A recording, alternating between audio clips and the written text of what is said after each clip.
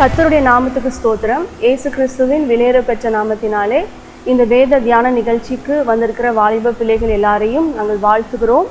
எங்கள் எல்லாரும் சுகமாக இருக்கிறீர்கள் என்று சொல்லி கர்த்தருக்குள்ளே நான் விசுவாசிக்கிறேன். உங்களுடைய வார்த்தைகளை எல்லாம் நீங்கள் கவனித்து வருகிறீர்கள். பரிசுத்த ஆவியானவரே, இந்த காலத்தை பிரயோஜனப்படுத்திக் கொள்ளுங்கள் என்ற தலைப்பிலே அநேக சத்தியங்களை பரிசுத்த ஆவியானவர் ஒவ்வொரு நாளும் கற்றுக் கொடுத்திருக்கிறார்.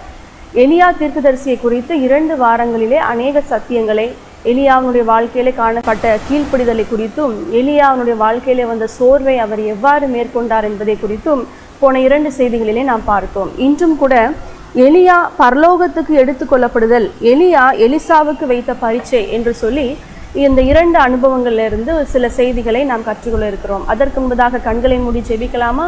என்னோடு இணைந்து ஜெபியுங்கள். எங்களை நேசிக்கிற அன்பின் பிதாவே, இந்த நல்ல ஜெப நேரத்திற்காக ஸ்தோத்திரம். வசனங்களை கேட்டுக்கொண்டிருக்கிற ஒவ்வொரு வாலிப பிள்ளைகளையும் கர்த்தர் ஆசீர்வதிப்பீராக. உமக்காக எழும்பி பிரகாசிக்க கர்த்தர் உதவி செய்யும். இயேசுவின் நாமத்தில் பிதாவே, ஆமேன். இன்று வேத தியானத்திலே 2 வசன பகுதிகளை வாசிக்கலாம். முதலாவதாக பிலிப்பியர் 3ஆம் அதிகாரம் 20ஆம் வசனம். நம்முடைய குடியிருப்போ பரலோகத்தில் இருக்கிறது, அங்கே இருந்து கர்த்தராகிய இயேசு கிறிஸ்து என்னும் இரட்சகர் வர காத்திருப்போம்.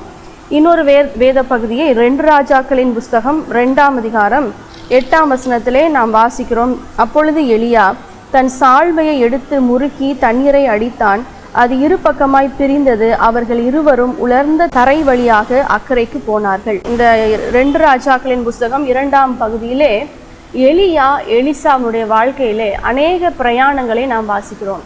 என்ன என்று சொன்னால், முதலாவது நம்ம 2ஆம் அதிகாரத்தினுடைய 1வது வசனம் வரும் பொழுது, கர்த்தர் எலியாவை சுழல் காற்றினால் பரலோகத்திற்கு எடுத்துக்கொள்ள போகிற போது எலியா எலிசாவோடே கூட கில்காலில் இருந்து புறப்பட்டு போனான். இப்போ நம்மளுடைய வாழ்க்கையிலே இந்த அனுபவங்கள் நம்முடைய வாழ்க்கையில கடந்து வரணும். அதாவது இந்த எலியாவினுடைய அபிஷேகம் எலிசாவுக்கு கடந்து வந்தது, நம்ம எல்லாரும் அறிந்திருக்கிறோம். கண்டிப்பான ஆசீர்வாதங்களை அவன் பெற்றுக்கொண்டான். ஆனால் அதற்கு 4 அனுபவங்கள் அவன் கடந்து செல்ல வேண்டிய ஒரு அனுபவங்களாக இருந்தது. எலியா எங்கே போனாலும் எலிசா, நான் உன்னை பற்றி கொள்வேன், விடாமல் பற்றி கொள்வேன், நீர் எங்கே இருக்கிறீரோ அங்கே தான் நான் இருப்பேன், இது எங்கு சென்றாலும் நான் உம்மை பின்தொடர்ந்து வருவேன் என்று சொல்லி எலிசா சொல்கிறார். அதே தான் இந்த 2 ராஜாக்களின் புஸ்தகம் 2ஆம் அதிகாரம் முழுமையாக நாம் வாசிக்கிறோம். முதலாவதாக கில்கால் என்று சொல்கிறோம். கில்கால், இந்த கில்கால் என்று சொல்லும் பொழுது நாம் அனைவரும் அறிந்திருக்கிறோம். அதாவது புரட்டி போடுதல், ரோல்ட் அவே. என்ன அனுபவங்கள் என்று சொன்னால், நாம் பார்க்கும் பொழுது ஒவ்வொன்றாக பார்க்கலாம். இந்த கில்காலிலே நடந்ததான அனுபவங்கள், அதிலிருந்து நாம் கற்றுக்கொள்ள இருக்கிறதான ஆவிக்குரிய சத்தியங்கள். முதலாவது யோசுவா 4ஆம் அதிகாரம் 19லிருந்து 24 வசனங்கள் பார்க்கும் பொழுது அங்கே ஒரு சம்பவம் வருகிறது. அதாவது இந்த யோசுவா என்ன செய்கிறார் என்று சொன்னால், 12 கற்களை நட்டி வைக்கிறார். எதற்காக என்று சொன்னால், பின் வருகிறதான ஒவ்வொருவரும் கர்த்தரே தெய்வம் என்பதை அறிந்து கொள்ளணும், கர்த்தர் செய்த அற்புதங்களையெல்லாம் அவர்கள் அறிந்து கொள்ளணும், கர்த்தர் நம் மூலமாக எப்பேற்பட்ட அற்புதங்களையும் அடையாளங்களையும் செய்தார் என்று சொல்லி அந்த பகுதியை இப்பொழுது கூட நாம் வாசிக்கலாம். யோசுவா 4ஆம் அதிகாரத்தினுடைய அனுபவத்தை இப்பொழுது நாம் வாசிக்க கேட்போமாக. யோசுவா 4ஆம் அதிகாரம் 19வது வசனத்திலிருந்து. இந்த பிரகாரமாக முதல் மாதம் 10ஆம் தேதியிலே ஜனங்கள் யோர்தானிலிருந்து கரையேறி எரிகோவுக்கு கீழேயான கில்காலிலே பாளையம் இறங்கினார்கள். அவர்கள் யோர்தானிலே எடுத்து கொண்டு வந்த 12 கற்களையும் யோசுவா கில்காலிலே நாட்டி இஸ்ரவேல் புத்திரரை நோக்கி, நாளை உங்கள் பிள்ளைகள் இந்த கற்களை ஏதென்று கேட்டால் நீங்கள் உங்கள் பிள்ளைகளுக்கு அறிவிக்க வேண்டியது என்ன என்றால், இஸ்ரவேலர் வெட்டாந்தரை வழியாக இந்த யோர்தானை கடந்து வந்தார்கள். பூமியின் சகல ஜனங்களும் கர்த்தருடைய கரம் பலத்ததென்று அறியும்படிக்கு நீங்கள் சகல நாளும் உங்கள் தேவனாகிய கர்த்தருக்கு பயப்படும்படிக்கும், உங்கள் தேவனாகிய கர்த்தர் சிவந்தர சமுத்திரத்தின் தண்ணீரை கடந்து தீரும் மட்டும் எங்களுக்கு முன்பாக வற்றி போக பண்ணினது போல உங்கள் தேவனாகிய கர்த்தர் யோர்தானின் தண்ணீருக்கும் செய்து அதை உங்களுக்கு முன்பாக நீங்கள் கடந்து தீரும் அளவும் வற்றி போக பண்ணினார் என்று அறிவிக்க கடவீர்கள். அப்போ நீங்கள் பார்த்தீங்கன்னா முதலாவது இந்த கில்காலினுடைய முதலாவது அனுபவம் என்ன என்று சொன்னால், கர்த்தர் செய்த காரியங்களை நாம் நினைத்து பார்க்கணும். நம்முடைய வாழ்க்கையிலே நம்முடைய ரட்சிப்பின் அனுபவம், நம்ம இப்பொழுது ரட்சிக்கப்பட்டுடலாம், கர்த்தரால் அழகாக பயன்படுத்தி வரலாம் ஏசப்பா நம்மளை. ஆனாலும் நம்முடைய ரட்சிப்பினுடைய ஆரம்ப நிலை என்ன என்பதை ஒரு நாளும் நாம் மறந்து விடக்கூடாது. அதுதான் கில்கால் நமக்கு கற்பிக்கிறது. ரட்சிப்பினுடைய அனுபவங்களை, கர்த்தர் எவ்வாறு நம்முடைய வாழ்க்கையில் அற்புதங்களை செய்தார், எவ்வாறு நம்மை நடத்தி சென்றார், இன்று இந்த வசனங்களை கேட்டுக்கொண்டிருக்கிற வாலிப பிள்ளைகள் நீங்கள் எல்லாருமே இப்பொழுது கர்த்தருக்கு நேராய் உங்கள் இருதயத்தை திருப்புங்க. எப்போ கர்த்தர் என்னை ரட்சித்தார், எப்பொழுது கர்த்தர் என்னை கர்த்தருடைய சமூகத்தில் என்னை நான் ஒப்பு கொடுத்தேன், அந்த அனுபவங்களை எல்லாம் சற்று ஆராய்ந்து பாருங்கள்.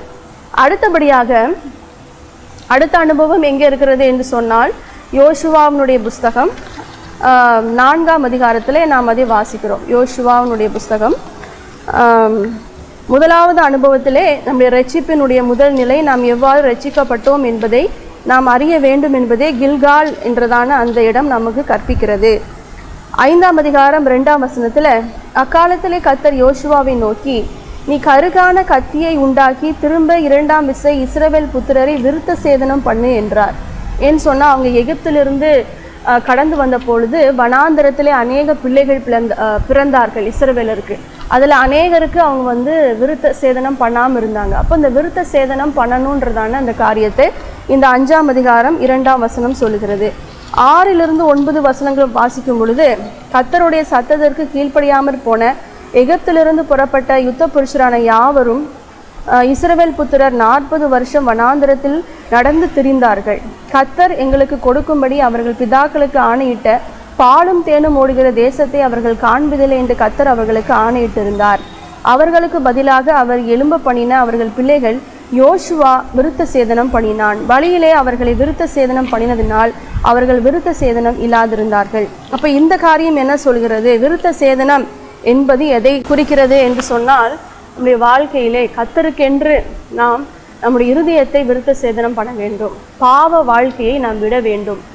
எகிப்து தேசத்திலிருந்து அவர்கள் கடந்து வந்து விட்டார்கள். இனி பாவமான காரியங்களை அவர்கள் யோசிக்கவும் கூடாது, சிந்திக்கவும் கூடாது. அதனால் அதுக்கு ஒரு உடன்படிக்கை என்பது விருத்த சேதனத்துக்கு ஒரு அடையாளமாக சொல்லப்படுகிறது. அப்போ நாம் கர்த்தரோடு உடன்படிக்கை செய்யும் பொழுது, ஞானஸ்தான சத்தியத்துக்குள்ளாய் கடந்து வரும் பொழுது, கிறிஸ்துவுக்குள் நாம் புதிய ஒரு மனுஷனாய் மாறுகிறோம். பழையவைகள் எல்லாம் ஒழிந்தன, எல்லாம் புதிதாயின என்றதான சத்தியம் இங்கே நம்ம கற்பிக்கிறோம். அப்போ முதலாவது கில்கால் என்பது எதை குறிக்கிறது என்று சொன்னால், நம்முடைய ரட்சிப்பின் அனுபவங்களை நமக்கு ஞாபகப்படுத்துகிறது. 12 கற்கள் யோசுவா நாட்டின் அனுபவம் யோசுவா 4ஆம் அதிகாரத்தில் வாசிக்கிறோம். யோசுவா 5ஆம் அதிகாரத்தில் நாம் பார்க்கும் பொழுது விருத்த சேதனம். அடுத்தது நம்ம எகிப்தின் நிந்தையை உங்கள் மீது வராதபடிக்கு புரட்டி போட்டேன் என்று சொல்லி கில்காலுக்கு என்ன நம்ம பேர் வேதமாத்தில் நாம் பார்க்குறோம் அப்படின்னு சொன்னால், அதாவது புரட்டி போடப்படுதல், ரோல்டவே என்று சொல்லி நாம் பார்க்குறோம். அப்போது எலிசாவுக்கு என்ன கற்பிக்கிறார்? பழைய வாழ்க்கையை இன்றோடு நீ ஒழித்து விடு, பழைய வாழ்க்கைக்குள்ளே நீ போய்விடாத. இப்பேற்பட்ட கில்கால், அதாவது நம்முடைய வாழ்க்கையில் எகிப்தின் அனுபவங்கள் உண்டு, ஆனால் இப்பொழுது கர்த்தர் நம்மை பரலோகத்திற்கு நேராக எடுத்து செல்கிறார். அந்த பரம கானானை நோக்கி நாம் பயணம் பண்ணி கொண்டிருக்கிறோம். அப்போ நம்மளுடைய வாழ்க்கையில கர்த்தரால் நாம் எடுத்துக்கொள்ளப்படணும், அவருடைய மனவாட்டியாய் நாம் மாறணும்னு சொன்னால் பழைய வாழ்க்கையை நம்ம விட்டு விடணும். அந்த விருத்த சேதனம் என்பது கர்த்தரோடு உடன்படிக்கை செய்ய வேண்டும், கர்த்தருக்காக நாம் வைராக்கியமாக எழும்ப வேண்டும் என்பதே இந்த கில்கால் நமக்கு கற்பிக்கிறது. அடுத்தது 2 ராஜாக்கள் 2ஆம் அதிகாரம் 2ஆம் வசனம்.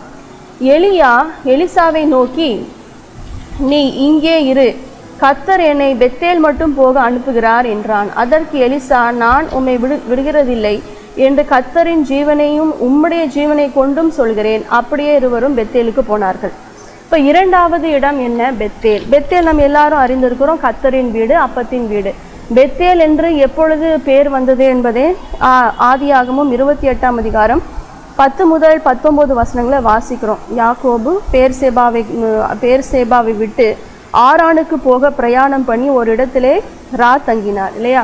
அப்போ அந்த ஒரு சொப்பனத்தில் பார்க்குறாரு. அப்போது தூதர்கள் ஏறுவதும் இறங்குவதுமான காரியங்களை பார்க்குறோம்.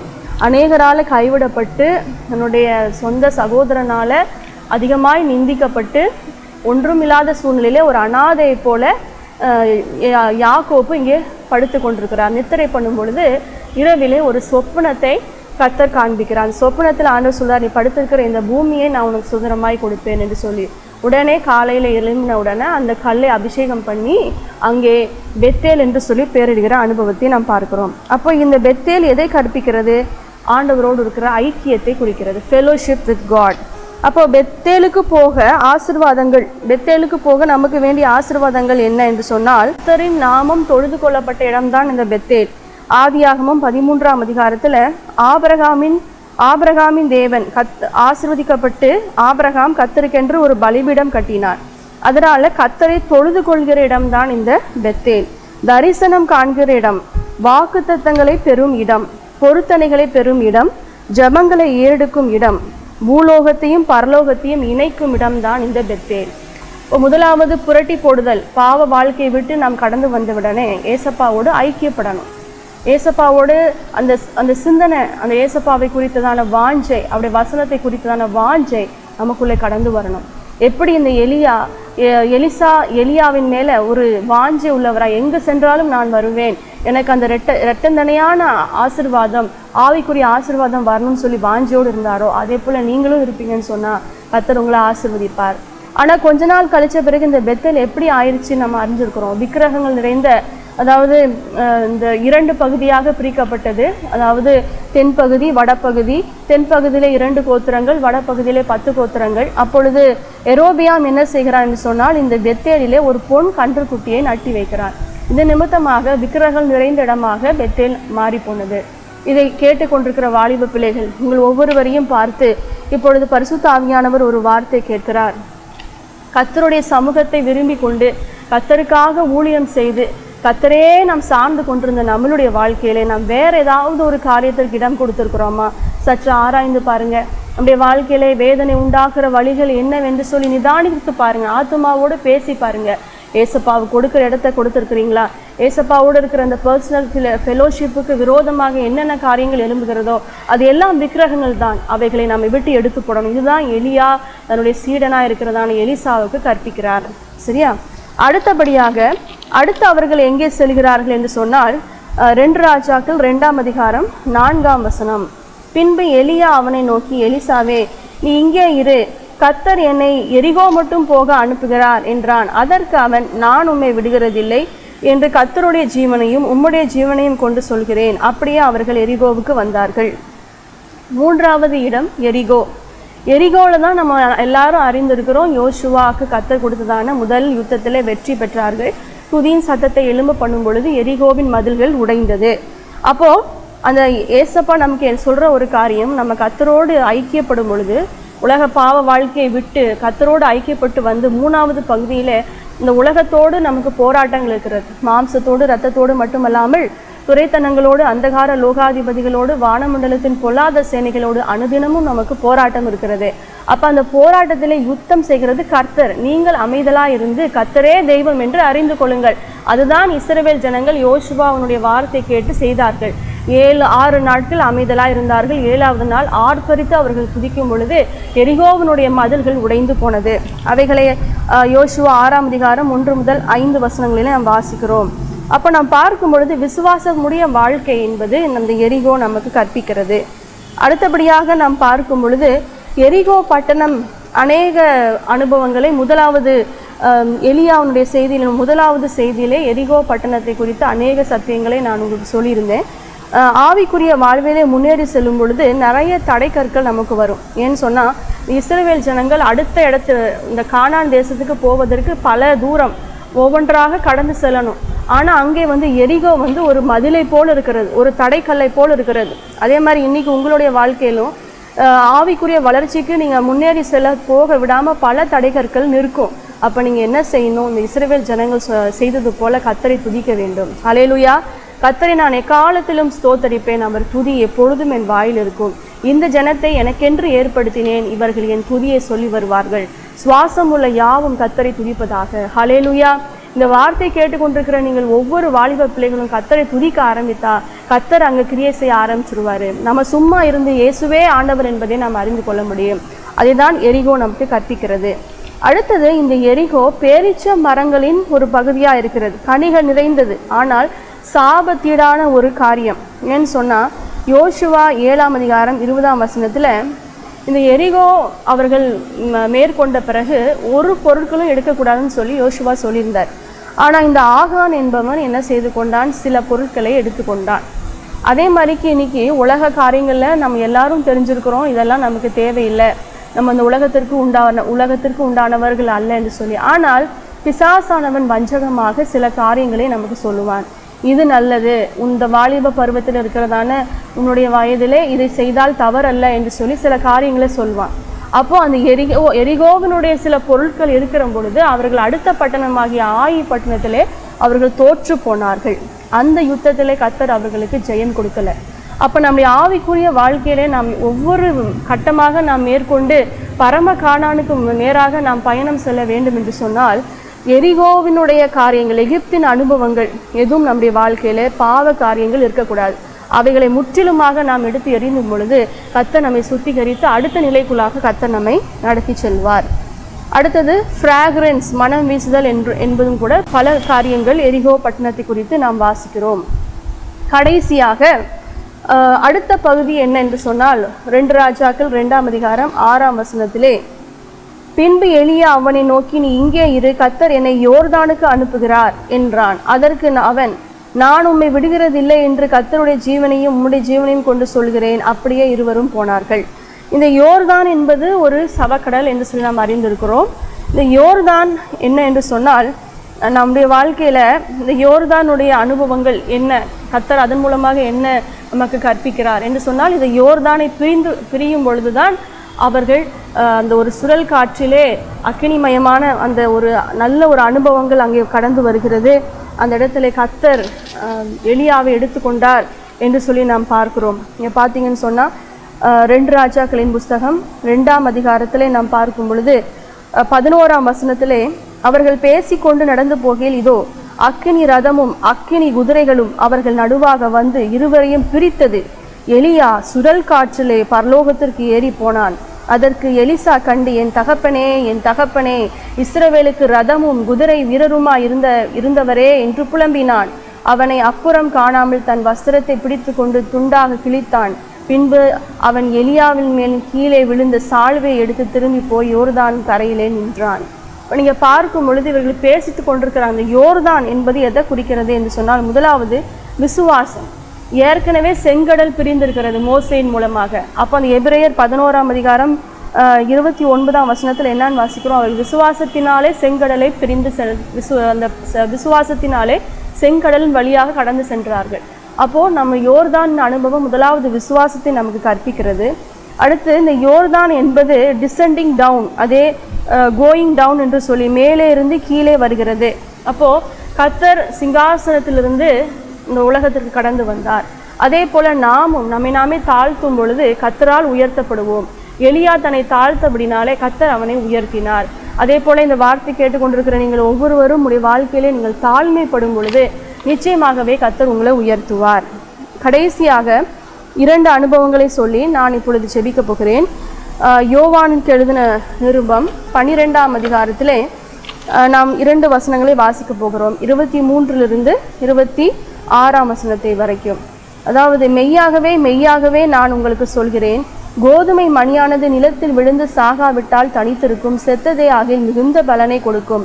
தன் ஜீவனை சிநேகிக்கிறவன் அதை இழந்து போவான். இந்த உலகத்திலே தன் ஜீவனை வெறுக்கிறவன் எவனோ அதை நித்திய ஜீவ காலமாக காத்து கொள்ளுவான். ஒருவன் எனக்கு ஊழியம் செய்கிறவன் ஆனால் என்னை பின்பற்ற கடவன். நான் எங்கே இருக்கிறேனோ அங்கே என் ஊழியக்காரனும் இருப்பான்.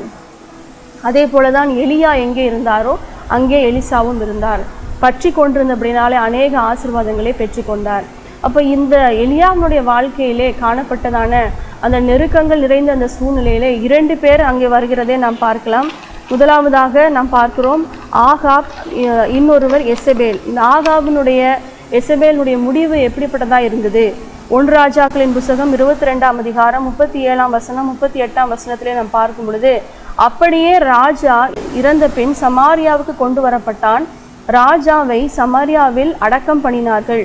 அந்த இரதத்தையும் அவனுடைய கவசத்தையும் இரத்தத்தையும் அவர்கள் குளத்திலே கழுவும் பொழுது கர்த்தர் சொன்ன வார்த்தையின்படியே நாய்கள் அவன் இரத்தத்தை நக்கினது என்று சொல்லப்பட்டிருக்கிறது.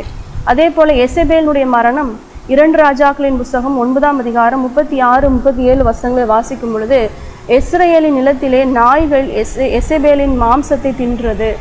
நீங்கள் பார்க்கும் பொழுது இந்த ஆகாப் மற்றும் எசபேலுடைய வாழ்க்கையில் நடந்த இந்த சம்பவத்தை நாம் பார்க்கிறோம். ஆனால் எலியாவை கர்த்தர் எடுத்துக்கொண்டார். எலியாவுடைய வாழ்க்கையில அநேக போராட்டங்கள் வந்தது. போராட்டத்தின் மத்தியிலே நான் சொன்னது போல விசுவாசத்தை காத்துக்கொண்டு ஜெப வீரனாய் கர்த்தருக்கு கீழ்ப்படிந்தபடினாலே அநேக ஆசீர்வாதங்களை எலியாவுக்கு கர்த்தர் கொடுத்தார். இப்பொழுதும் நாம் தீங்கு நாட்களிலே வாழ்ந்து கொண்டிருக்கிறோம். இயேசு கிறிஸ்துவின் மனவாட்டி ஆகிய சபை நாமும் எடுத்துக்கொள்ளப்பட வேண்டும் என்று சொன்னால் எலியாவின் அனுபவங்கள் நமக்கும் அவசியம். கண்களை மூடி நாம் ஜெபிக்கலாம். உங்களை நேசிக்கிற அன்பின் பிதாவே, இந்த நல்ல ஜெப நேரத்துக்காக ஸ்தோத்திரம். இந்த எலியா தீர்க்கதரிசியினுடைய அநேக அனுபவங்களை கற்றுக்கொண்டோம். தொடர்ந்து அடுத்த வார செய்தியிலே அநேக சத்தியங்களை பரிசுத்த ஆவியானவர் எங்களுக்கு வெளிப்படுத்துவீராக. இயேசு கிறிஸ்துவின் நாமத்தில் கேட்கிறோம் எங்கள் ஜெபம் கேளும் ஜீவனுள்ள நல்ல பிதாவே, ஆமென். இந்த வசனத்தை கேட்டுக்கொண்டிருந்த உங்கள் ஒவ்வொருவரையும் கர்த்தர் ஆசீர்வதிப்பார். தொடர்ந்து அடுத்த வார செய்தியிலே என்னோடு இணைந்திருங்கள். கர்த்தர் உங்கள் ஒவ்வொருவரையும் ஆசீர்வதிப்பாராக. ஆமென்.